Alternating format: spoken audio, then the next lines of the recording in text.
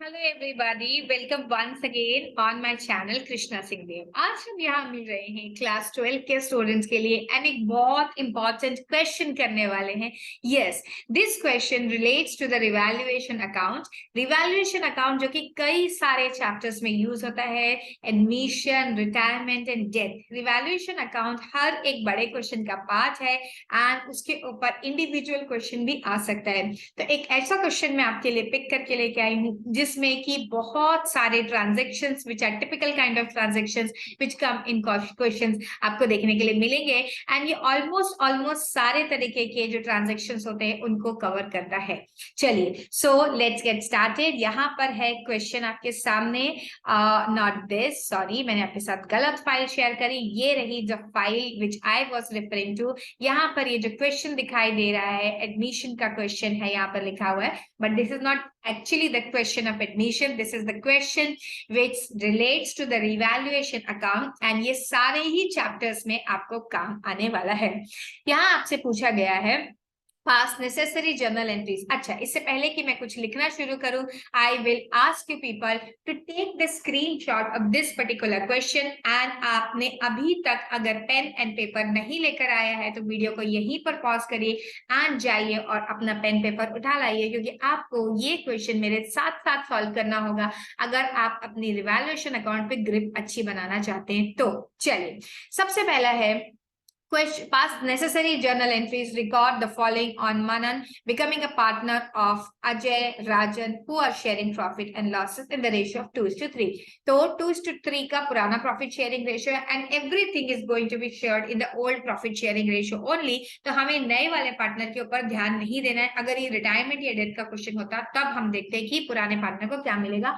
हाँ, एक और चीज, इस क्वेश्चन को करते समय हम सिर्फ रिवैल्यूएशन अकाउंट में क्या ट्रीटमेंट होगा उसकी बारे में डिस्कस करेंगे। रिवैल्यूएशन अकाउंट का प्रॉफिट एंड लॉस नहीं निकालेंगे क्योंकि सारे केसेस इंडिविजुअल अलग अलग केसेस है। Let us get started. First है, value of furniture is to be increased by ₹10,000। मतलब 50,000 की वैल्यू थी, यहाँ पे लिखा है बुक वैल्यू ऑफ फर्नीचर थी ₹50,000। हमेशा और हमेशा हमें क्या करना होता है, हमें एंट्री पास करनी होती है for the value which is change value. मतलब चेंज जो आया ओरिजिनल वैल्यू में और नई वैल्यू में। मैं एंट्री पास क्या करूंगी, मैं एंट्री पास करूंगी रिवैल्यूएशन अकाउंट को क्रेडिट करूंगी और फर्नीचर अकाउंट को डेबिट करूंगी। Furniture account debit to revaluation account, ये वाली एंट्री मुझे पास करनी होगी। किस अमाउंट से, ₹10,000 से। What is the change in the value of furniture. So ये ₹10,000 से मुझे एंट्री पास करनी होगी। अगर मैं इसकी लेजर में पोस्टिंग करूं तो ये आपको कैसा दिखाई देगा, आपको इस तरीके से दिखाई देगा, बाय रिवैल्यूएशन अकाउंट। एंड दूसरी बात, इन द बैलेंस शीट इसे किसे दिखाई देना पड़ेगा, बैलेंस शीट में जब आप फर्नीचर लिखेंगे तो फर्नीचर हो जाएगा ₹60,000 का, because 50 + 10।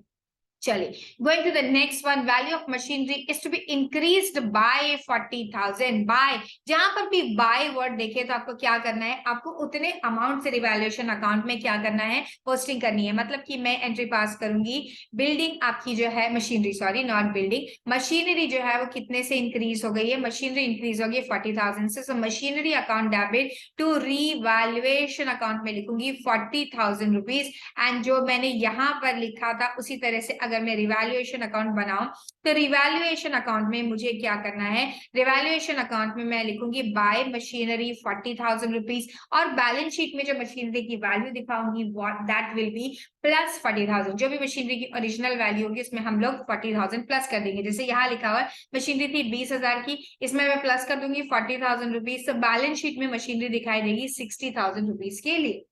Going to the next one, the third one says value of building has to be brought up to 120% of its book value।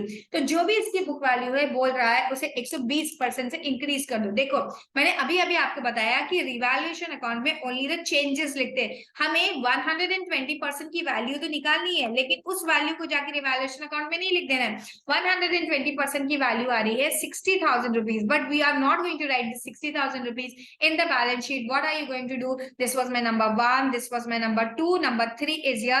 We are going to write the difference in the value. Okay, difference in the value मतलब जो नई वाली building की value है वो हम लिखेंगे। तो हमने इंक्रीज तो देखा बिल्डिंग में, लेकिन कितने से, नॉट 60,000 से इंक्रीज हुई है, ओनली 10,000 से। Will write building account debit to revaluation account which is 10,000 rupees. Okay, and यहाँ पर हम लोग रिवैल्यूएशन अकाउंट में क्या लिखेंगे, बाय बिल्डिंग, और बिल्डिंग के सामने लिख देंगे 10,000 रुपीज। अब जब बैलेंस शीट बनेगी तो बैलेंस शीट में जो बिल्डिंग की वैल्यू आने वाली है that is going to be 60,000 rupees. चलिए, I hope you have understood this. Going to the next one. Next one है investments are undervalued by 10%. Book value of investment is 18,000. Very very very important. इसके ऊपर लगा लीजिए बहुत सारे star marks, क्योंकि यहाँ पर बच्चे अक्सर गलती करते हैं, 18,000 का 10% डायरेक्टली निकाल लेते हैं। बट याद रखो यहाँ आपको 18,000 का 10% नहीं निकालना है। ये जो 18,000 है, this is an undervalued amount. So how are you going to do? Actually this is 18% is 90%, तो मुझे पहले इसकी फुल वैल्यू निकालनी पड़ेगी, एंड क्योंकि ये अंडर वैल्यू है, इसे सही वैल्यू पे लाना पड़ेगा, मतलब उतने अमाउंट से बढ़ाना पड़ेगा। So what is going to be the entry? The entry is going to be, पहले मैं एंट्री पास कर देती हूँ, फिर आपको बताऊंगी कि अमाउंट कैसे निकालेंगे। मैं इन्वेस्टमेंट को करूंगी, इन्वेस्टमेंट अकाउंट डेबिट होगा, और यहाँ पर मैं लिखूंगी टू रीवैल्यूएशन अकाउंट। ये तो मेरी एंट्री हो गई। What about amount? ये देखो, मैं ना 18,000 को डिवाइड बाय 90% करूंगी। क्यों 90% करूंगी? ऐसा करने से मेरे को 100% वैल्यू मिल जाएगी। तो 18,000 डिवाइडेड बाय 90% किया तो वैल्यू आई 20,000 रुपीज। अब मुझे क्या करना है, इस 20,000 को 18,000 से माइनस करना है, and the difference is to be return over. यहाँ देखो मैं लिखूंगी ओनली 2,000 रुपीज। याद रखना 18,000 का 10% निकाल के 1,800 रुपीज आप मत लिख के आना। चलिए, stock is over valued bye 10%, जो ऊपर लिखा हुआ था उसका ऑपोजिट ओवर वैल्यूड, मतलब ये जो 22,000 है ना, ये एक्चुअली में 100% नहीं है, ये 110%, बिकॉज यहाँ पे ओवर वैल्यूएशन 10% से कर रखा है। अब अगर कोई चीज ओवर वैल्यू हो गई है तो उसे आप क्या करेंगे, रिड्यूस करेंगे।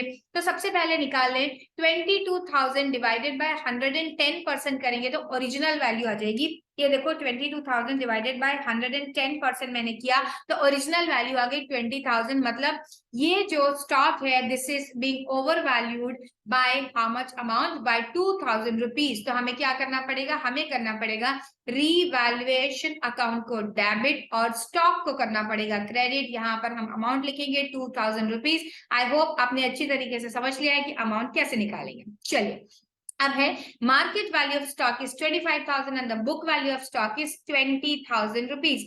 मार्केट वैल्यू स्टॉक की बता रहा है 25,000 रुपए है, एंड बुक वैल्यू है 20,000 रुपीज। मतलब अब हम जब रिवैल्यूएशन कर रहे हैं, हम सारी एसेट्स को मार्केट वैल्यूज पे लेके आ रहे होंगे, तो हम इसे इंक्रीज करेंगे, तो डिफरेंस को ऑब्वियसली लिखेंगे। तो अगेन क्या हो जाएगा, हम लोग स्टॉक को, जो भी एसेट है उसको करेंगे डेबिट, और रीवैल्यूएशन अकाउंट को क्या करेंगे, रीवैल्यूएशन अकाउंट को करेंगे क्रेडिट विद द डिफरेंस। याद रखो जो कल मैंने फॉर्मेट बताया था कि अगर कोई नुकसान होता है डेबिट ऑफ रिवैल्यूएशन, अगर कोई फायदा होता है क्रेडिट ऑफ रिवैल्यूएशन अकाउंट, ये आपको काम करना होता है।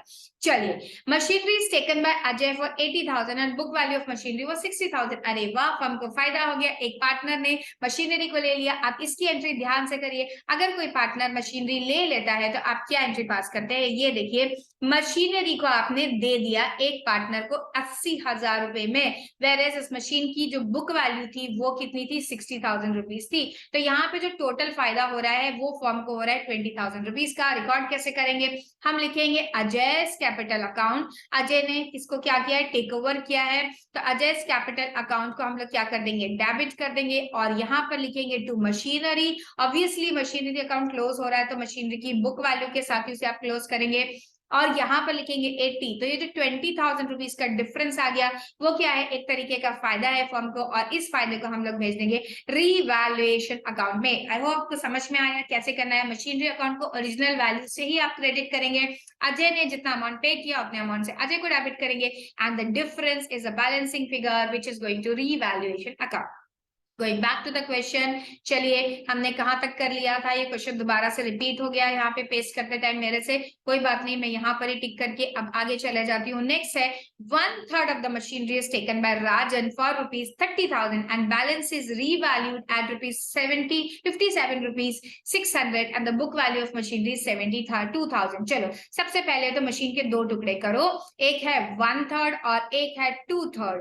1/3 of 72,000 कितना होता है भाई, 1/3 ऑफ 72,000 होता है 24,000 रुपीज और 2/3 ऑफ 72,000 रुपीज होता है 48,000।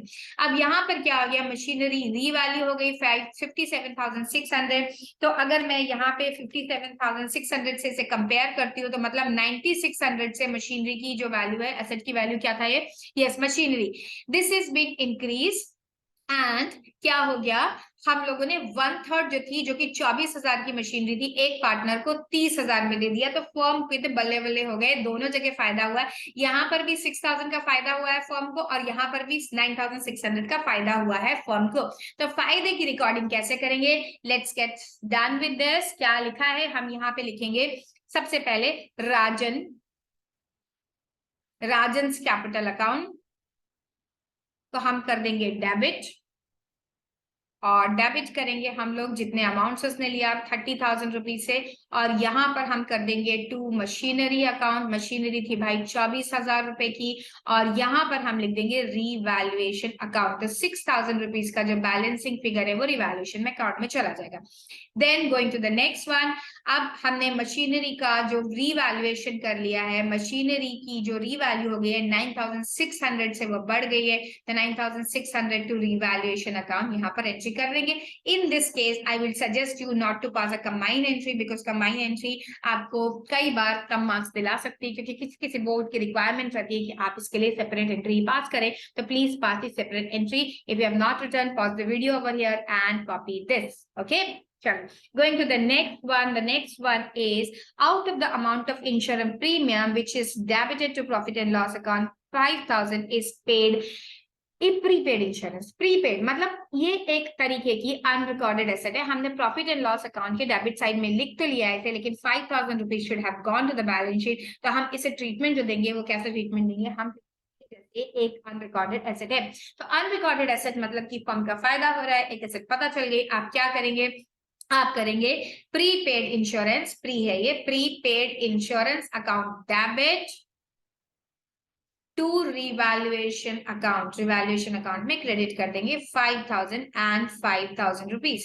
ओके, अनरिकॉर्डेड एसेट हम लोगों ने रिकॉर्ड कर ली। Expenses of revaluation of 5,000 were paid by Ajay. वैसे तो जो रिवैल्यूएशन के एक्सपेंसेस वगैरह होते हैं ये आप देखते हैं रियलाइजेशन के एक्सपेंसेस रिजोल्यूशन के चैप्टर में, बट यहाँ पर भी कभी कभी एक्सपेंसेस के बारे में आ जाता है।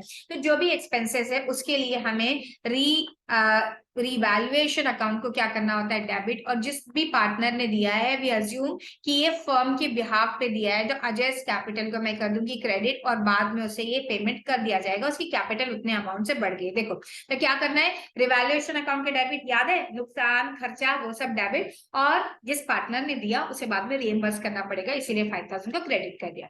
चलो, a debtor whose dues were 14,000 were written off as bad last year and paid 10,000 in the settlement. अब इसकी एंट्री बहुत इंपॉर्टेंट है, इसके ऊपर बहुत सारे स्टार लगा लीजिए क्योंकि कई बार कंफ्यूजन हो जाता है इस एंट्री में। तो इसे हम लोग पास करेंगे अच्छी तरीके से लिख के। कैसे पास करेंगे, एक्चुअली यहाँ पर दो एंट्रीज पास होगी। एंट्री नंबर 1 जो पास होगी वो होगी हमारा बैड डेट रिकवरी की एंट्री। तो कैश और बैंक अकाउंट का हम लोग करेंगे debit to bad debt recover, bad debt recover, bad debt recovery की एंट्री करेंगे हम लोग। कितना अमाउंट था, मेरे पास यहाँ पे बुक है, मैं यहाँ से देख लेती हूँ, 10,000 का अमाउंट था। मैं ऊपर नहीं जा रही हूँ क्वेश्चन पे, ये रहा 10,000 का अमाउंट। अब ये जो बैड डेट रिकवर्ड है इसे हम लोगों को क्या करना पड़ेगा, क्लोज। और इसे कहाँ जाके क्लोज करेंगे, अब हम इसे ले जाएंगे profit and loss account, sorry revaluation account में। बैड डेट्स रिकवर्ड अकाउंट को हम लोग क्या कर लेंगे, डेबिट, और इसे ले जाएंगे रिवैल्यूएशन अकाउंट में। अगर आप लेजर बना रहे हैं तो आप डायरेक्टली इसकी पोस्टिंग करेंगे। Okay, I hope this is clear. ये सारे के सारे एडजस्टमेंट्स जो थे वो बहुत इंपॉर्टेंट थे। एंड यहाँ पर आपको क्या करना है, बैलेंस शीट बनाते टाइम एसेट साइड में आप लोग कैश या बैंक में जाएंगे और प्लस कर लेंगे 10,000 रुपीज। ये सारे एडजस्टमेंट बहुत इंपॉर्टेंट है। इस वीडियो को आप देखते देखते ही क्वेश्चन सॉल्व कर लीजिए और एक दो बार देख लीजिए अगर जरूरत पड़े तो, और इन सारे के सारे ट्रांजैक्शन की प्रैक्टिस करिए। This is one of the most important video for all the chapters related to admission, related to partnership, admission, retirement and death, सब में ये बहुत काम आने वाला है। I hope this is useful.